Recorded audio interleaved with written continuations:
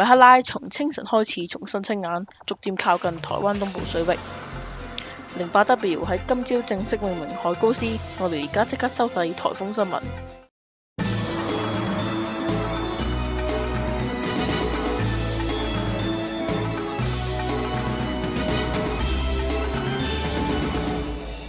各位好，歡迎收睇今次嘅颱風新聞。第一則新聞：颱風米克拉喺琴晚稍微減弱咗之後，今朝重新開眼。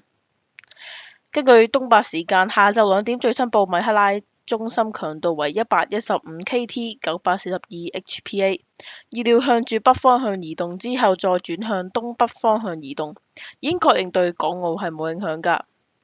佢嘅外圍會喺聽日同埋後日影響台灣地區，預計將會有一定嘅降雨量，並且之後將會逐步影響到沖繩嗰一邊。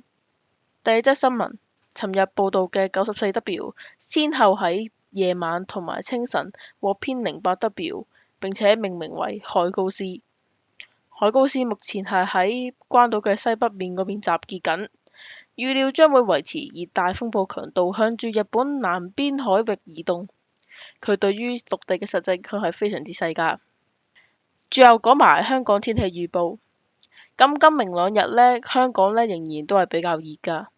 不過呢，之後呢可能會有一啲雨㗎。咁呢，記住要帶返把遮，留意住最新嘅天氣情況。各位，颱風新聞已經報道完，我哋下次再見。